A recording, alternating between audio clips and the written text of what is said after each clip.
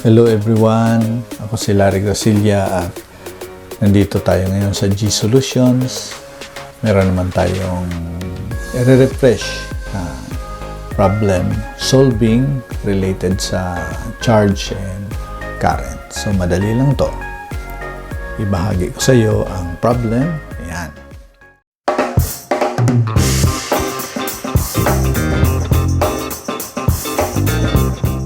So, basahin muna natin.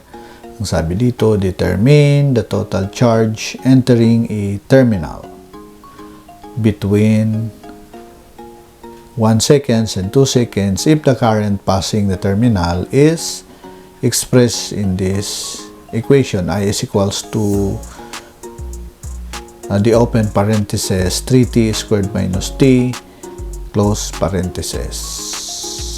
Okay? Ampere. So, solve natin. Okay. Ayan. So, ano yung given? Meron tayong given again na yung current niya ay equal sa 3t squared minus t. Okay. This is in ampere. So, dumaan siya sa sa terminal. So, dalawang point yan.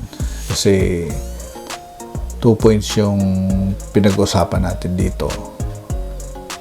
From one point to another point, nag-register siya ng 1 second sa isang point at sa isang point naman is 2 seconds.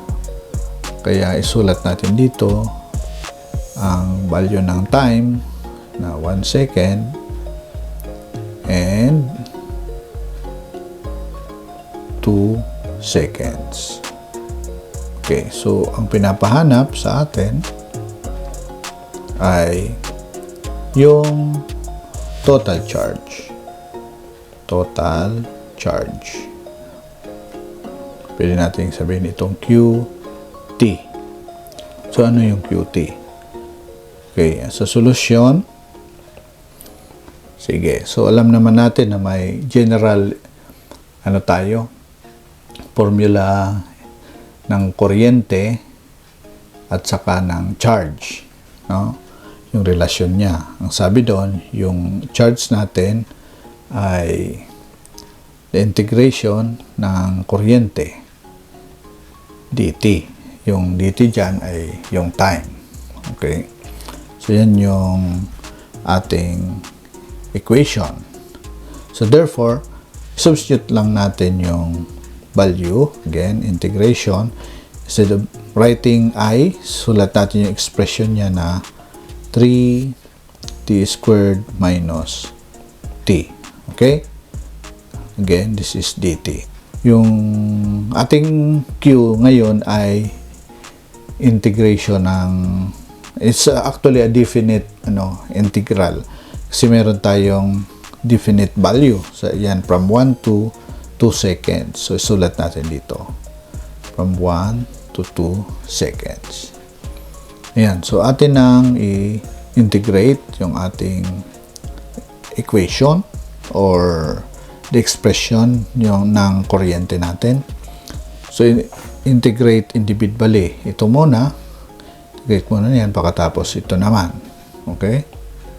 So, yung 3t squared, ang integration niya ay 3t squared. So, sabi doon sa integration natin, magdadagdag tayo ng 1 sa exponents ng t natin at yun yung magiging denominator natin. T squared plus 1, this magiging cube siya. So, divided by 3. Okay? Minus itong t, assume natin na meron siyang 1 dito. No? Hindi lang natin sinulat. So, yan ay dagdagan ng 1. So, 1 plus 1 is 2. T squared. So, divided by 2. Okay? So, yun. So, ito yung magiging expression natin. Again, yung definite value ng ating integral. So, ano yung charge natin? So, by inspection, ito ay magka-cancel, no? So, yung tira na lang ay t cube minus t squared over 2. Okay? So, from 1 to 2. Yan. So, i-substitute na natin yung mga values na ito. Yan. Yan. Sa ating t. Yan. Sa t natin. Okay? So, yan yung ating gagawin. So, dito na. So, yung t cube natin, substituted ng 2, magiging 2 cube minus t squared natin, become 2 squared over 2. Yan. Yan ay para sa 2. Okay, para dito. Okay? So, yung para naman dito sa 1 ay ito. Subtraction. Yan. So, 1 cube minus 1 squared over 2. Okay. Yung ito, i-sum up natin. So, ano yung summation niya? So, 2 cube is 8.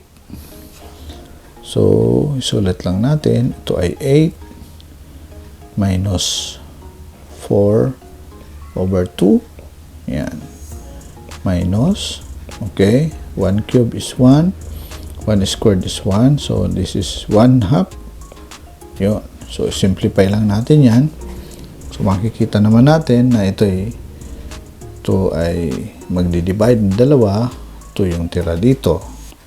So, yan ay magiging 8 minus 2, magiging 6 yan. So, ito naman, 1 minus 1 half. Yan, ito. Okay. 1 minus 1 half is 1 half. Okay. So, minus 1 half. So, magiging 12 minus 1 yan. Ito ay 11 over 2 or 5.5 siya. 5.5. Ang unit niya ay coulomb. Okay, so ito yung magiging kasagutan natin. Okay? Yan. So yun yung sagot natin. 5.5 coulombs para sa problem na ito. So maraming salamat sa iyong panonood. Nawa nakatulong ito sa iyo.